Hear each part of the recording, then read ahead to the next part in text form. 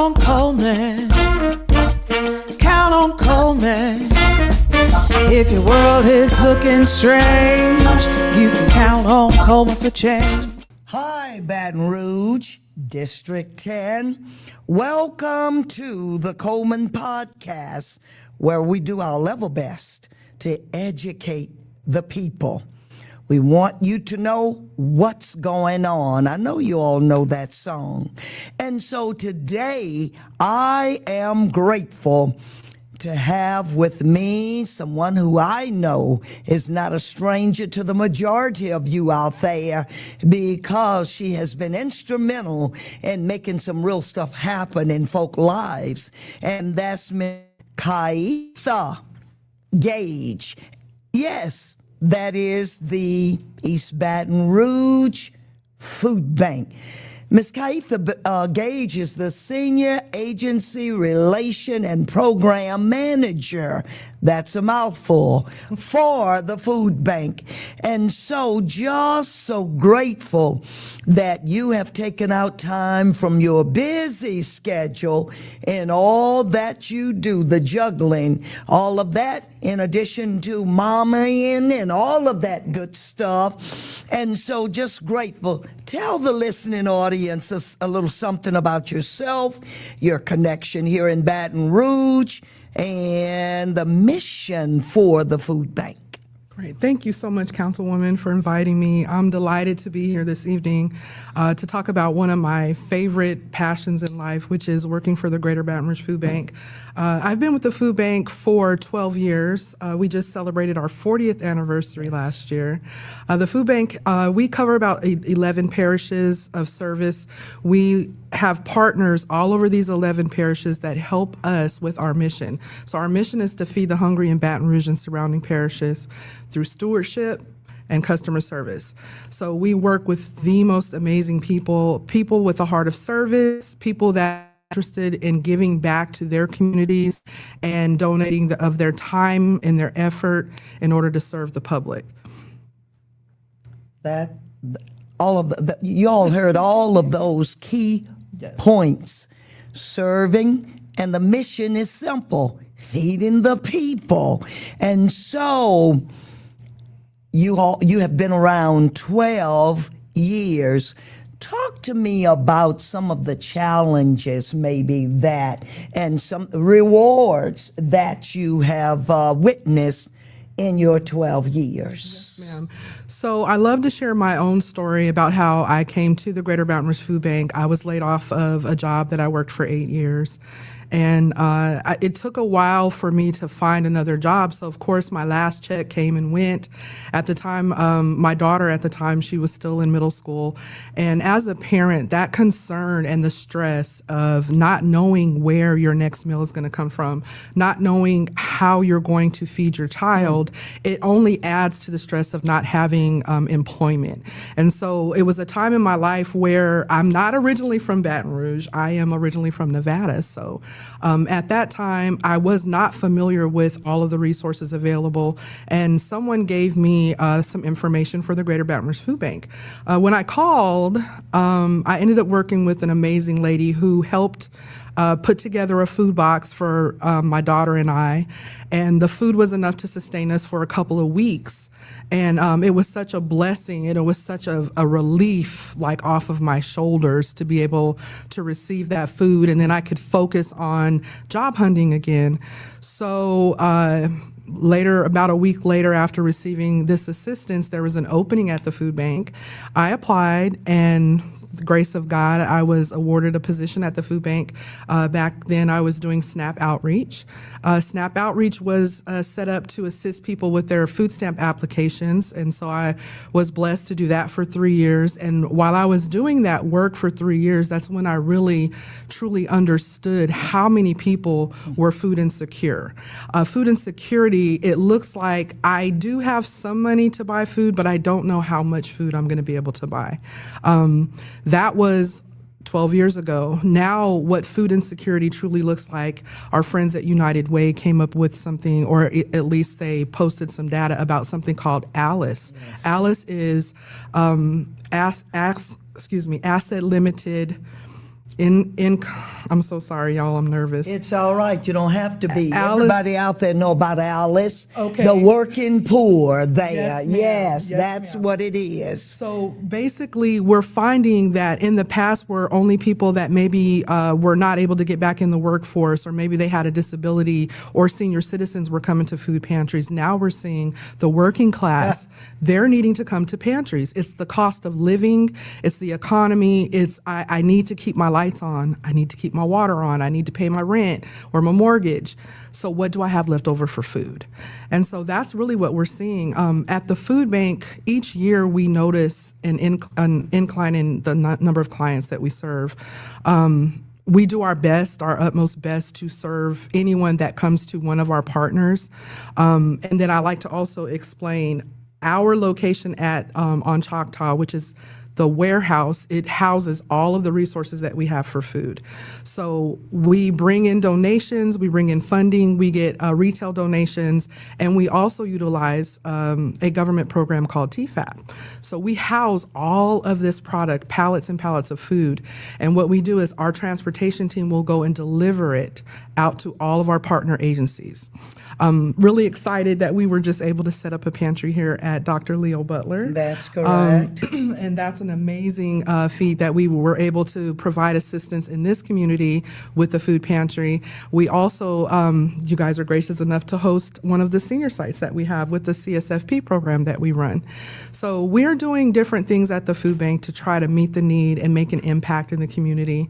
It's an ongoing challenge, and the challenge is the resources have slowly been dwindling down. We did unfortunately get some cuts to our government program starting on last year and continuing into this year. So we really are operating with a little bit less food than normal, less resources. So what that looks like in the public is that we are stretching out these donations as far as they can go. We are counting on our partners to do whatever they can, church organizations, if they could do their own fundraisers, or if maybe it's possible that they get their parishioners or their congregation to donate canned goods that can support a pantry. So everyone is really working together right now just to make sure that we do meet that need, and we are able to meet that need for the community. And you know, you said something about you being in that position. And you know, a lot of times, I just don't think people know that it could be me. Yes. And so even the homelessness that's associated with not enough food or not enough goods or whatever. And I often tell folk, you're doing good if you are 2 paychecks away from being homeless or not having what you need, the food there. And so the other thing is you come from, you've experienced it, and so now you know how to serve, and that is of utmost importance. You know, I tell the folk that if you've not gone through anything, you can't tell me nothing. And so if you felt it, if you've been there, then you know, and you can interact with the people in a way in which, and I am so grateful that here at the Leo S. Butler Center that you were instrumental in causing us to be a site for a food pantry. And as a matter of fact, we opened our doors on Tuesday of this week, and I tell you, it was not any, we have a sign out front there, but that word of mouth advertisement was what really made it happen, and it is real out here. You know, I think about folk, you know, one man's trash is another man's treasure.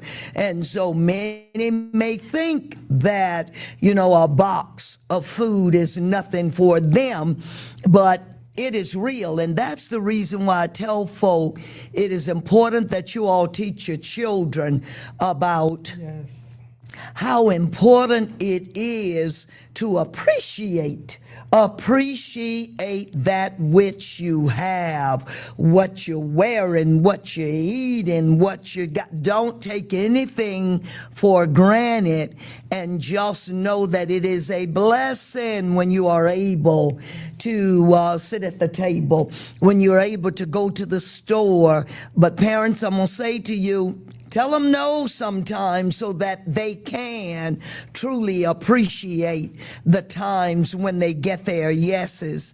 I know that there are some misconceptions too about food pantry or the people that you all serve. And then I want to say that at this point now, you all have a new CEO there at the food bank. I had an opportunity to meet her, very passionate about what she does, and that's a great thing there. So talk to me about some of the misconceptions, your new CEO, and you talked about the importance of those partnerships, but talk to me.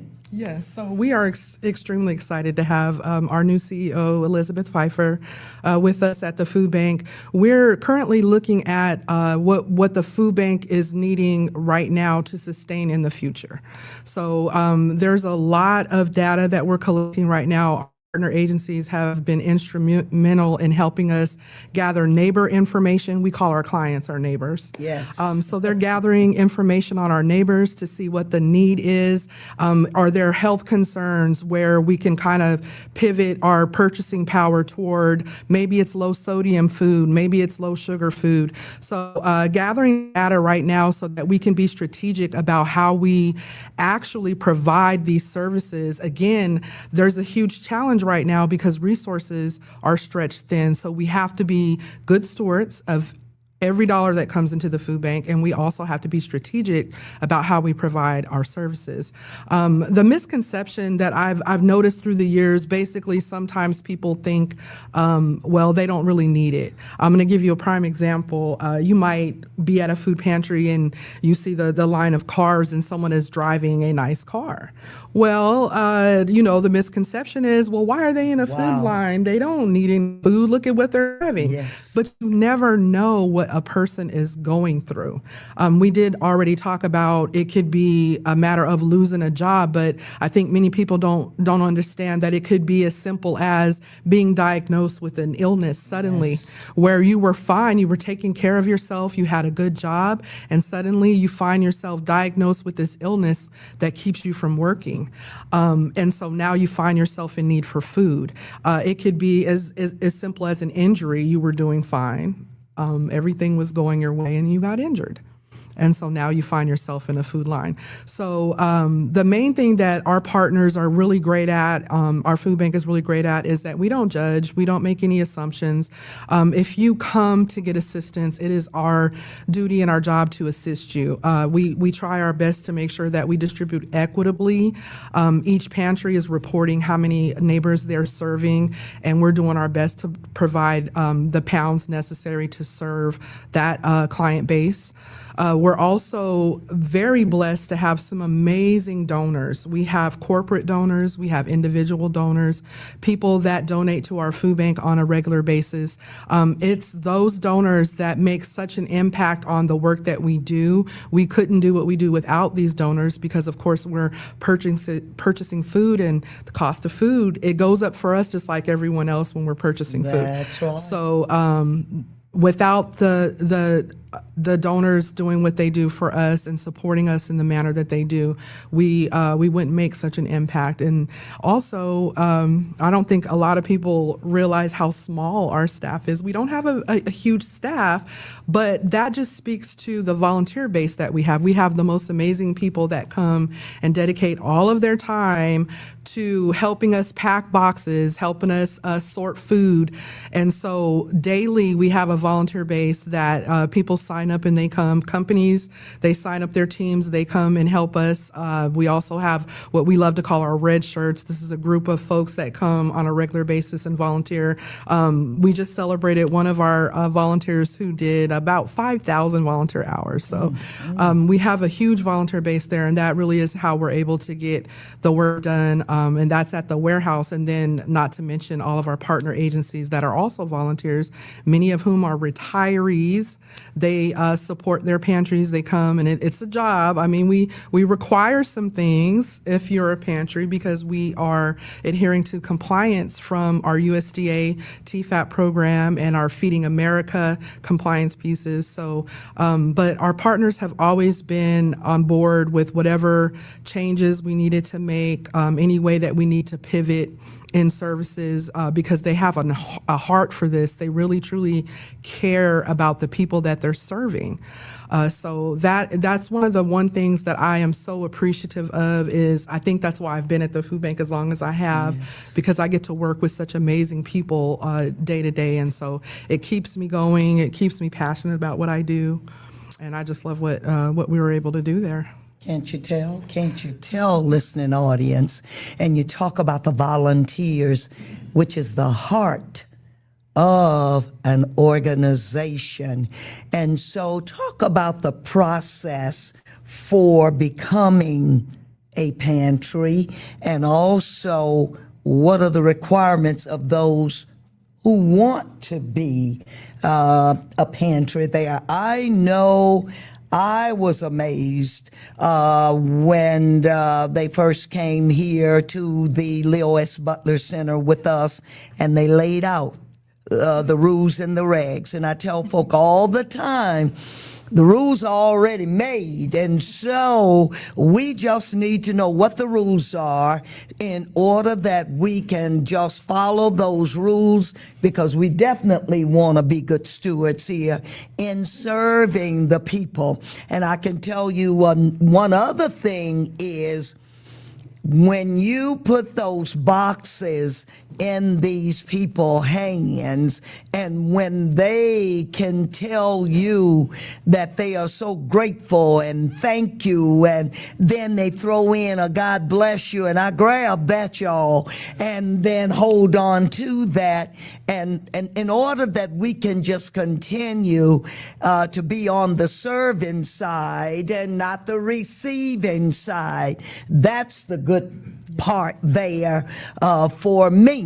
And so if I serve and serve well, and you never know, maybe a receiving day for me, but I want to be able to plant seeds whereby I'll be able to reap a harvest. So tell the listening audience about the process and for becoming a food bank and also receiving from the food bank. Yes, ma'am. So the process for becoming a partner agency, we do take applications. We have to partner with nonprofit agencies. We partner with churches, some community centers we're able to partner with. But basically, because we serve in 11 parishes, we collect data to determine where there are food deserts, where there might not be grocery store within 10 miles of a neighborhood. And so we're looking at areas where people don't necessarily have the easiest access to food. So we are setting up these access points. So basically you go online and you apply through our website, brfoodbank.org, become a partner. So you fill out an application. Of course, that comes to me because that's my role at the food bank. And we take a look at our data and we see where we are in need of a partner agency. And that's because we do have to stretch this resource, and there are some gaps in service at the time that we are trying to fill. But also, if there's already a partner agency that's up and running, and say a church is interested in joining and they want to become a partner, we encourage them to maybe work with the agency that's already open, because we don't set up a partner agency within a 5-mile radius of another one that's already set up. And what I've noticed is that a lot of times these churches that are serving, they do sometimes need additional manpower.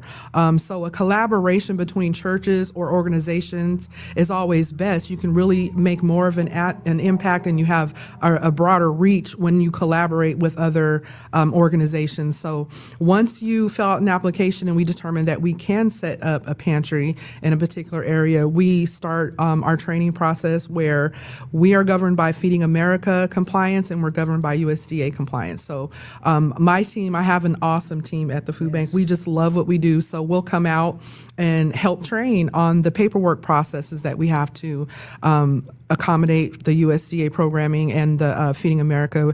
We make sure that our partner agencies are comfortable with those processes. They're comfortable with the reporting. And then we just set up a day and time for when your organization is ready to start distributing.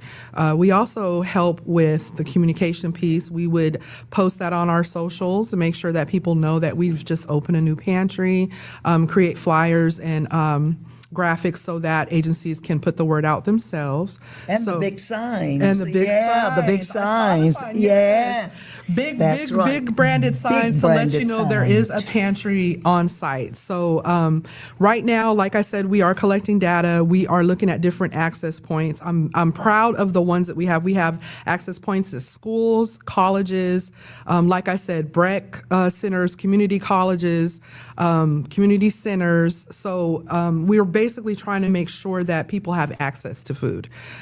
So if you happen to be in need of a food box or some assistance, you could either call the food bank or you can look up online at our website, brfoodbank.org, find help. So we have a map where you can key in your zip code and it will pull up a list of agencies closest to you, and it'll tell you their operating hours. So you could go to the pantry. All you need currently, because we all know sometimes compliance pieces change, currently all you need to do is bring any photo ID. Any photo ID that identifies you and your name, and you take that, and there is a very quick and easy one-page application that you fill out, or you can get assistance filling out when you get there. We are income-based, so what we're trying to do is really pinpoint the most needy, so there is an income guideline, although our income guidelines are not as strenuous as some programs, so we are able to qualify a lot of people, but there is an income guideline that's to be followed. And once you're registered, you only have to do this application once a year. And then you just come once a month to pick up a food distribution. So I always encourage people, once you register at your pantry, come to your pantry first. We do give out staples. That means we give out dry goods and shelf-stable items. And then once you get your food box, whatever you did not get in your distribution, then you can go and you can purchase whatever else you need for your nutritious meals. And that helps you stretch out your food budget. And you can also, that insecure part of not knowing how much food you're going to have, that oftentimes helps. What we're giving out often helps. But what we give out, you can cook and make meals with. And yes, indeed, because even the frozen meat that you give, the fish, they had fish, catfish this time. So, I mean, that definitely put a smile on the people's faces, and it was good stuff, you all, that went inside that box. And so, as you said, they could make a meal, some meals out of the items that was in the box. And so, yes, indeed, this has been great. Yes. This has truly been great. Our aim, our goal for this podcast is to let the people know what's going on and what is available out there. And as you were talking, I thought about our universities, and I think about the students there with no family here, the students there with very little means. And so what that's going to do is cause me to reach out, because I'll have you to know both of the universities that is here in Baton Rouge sits in District 10, best district I know. And so I am going to, and they about the food desert at the near Southern University. So I've got to take a look at this, and then I know that there is a pantry down there at LSU, and so to serve those students too, and that is of utmost importance so that they can have a decent meal in order that they can do decent in school and be those great, great students and do some good here in Baton Rouge. Well, is it anything else that we've missed that you'd like to say to the listening audience? Yes, I would just encourage anyone that's out there, if you're doing okay, if you're not necessarily food insecure, check on your neighbor. And to me, what that means is it could possibly someone in the neighborhood that you live in, someone down the street, and someone who's elderly, whoever it is, just on someone. It's more important now more than ever for us to come together, for us to help one another. As we can see, there are cuts being done to the budgets and cuts to funding that's coming from our government. And so what happens when we can't necessarily depend on that the way that we used to? It simply means that we have to pull together. We have to work together. We have to collaborate, forward thinking. We need to, how can we sustain what we've already built and keep this going? How can we keep this passion and this heart of service going so that future generations could either give back or anyone, as we start to, age out of the workforce, there's some assistance available, when you're on a fixed income. The Greater Baton Rouge Food Bank, we have other programs that assist with, we have a food as medicine program that's set up in different clinics and hospitals. We have a CSFP program, which is geared toward our senior citizens, 60 and older. We do have a backpack program that services children. On the weekends, they get meals while they're in school. Since Monday through Friday, they have a meal at school, but Saturday and Sunday, they may not. So this program assists with their food needs on the weekend. So all of these programs that we offer at the food bank, they take the compassion of people to donate. It takes the network that we've built and that we continue to build, and people that are just willing to come together and help make an impact. And so that's what we're really looking to do as times tend to get a little bit harder each year with the economy and with the cost of living. We still want people to have that bare necessity, that food. And Louisiana is known for its food. We're known for the celebrations that we have. We get together with family and friends and we celebrate with food and with meals. And I just want people to stop and think that there are some people out there that can't enjoy that because they simply don't have access to food. And so if at all possible, I just encourage our communities who are able to give back in any way that you can. That means with donations or with your time. And I also want to encourage the public and the community, we are here for you. We are definitely doing all that we can. The amazing employees at the food bank, senior leadership, executives, our board, everyone that comes together at the food bank to put plans in place and programs in place to serve the community. We're working hard every day to make sure that no one is going to bed hungry. We want to make sure that people have the nutritious meals that they need. So just think about that if you can, and just know that we are here to serve you. Wow. And I know that you all have learned something here today. You all thought that the food bank just give out boxes. But what she has just told you all that is done at that food bank. And so as we close, I want to remind you to like, share, and subscribe to Coleman's Cares podcast. And I just want to thank you for coming and sharing and pouring out of yourself, and I can tell the passion that is there and why you've been doing this for 12 years. And yeah, I dare not say look forward to 12 more, but I can say that for sure. And so, listening audience, I say to you all, thank you for joining us, and want you to remember, Coleman cares. Count on Coleman. Count on Coleman. If your world is looking strange, you can count on Coleman for change.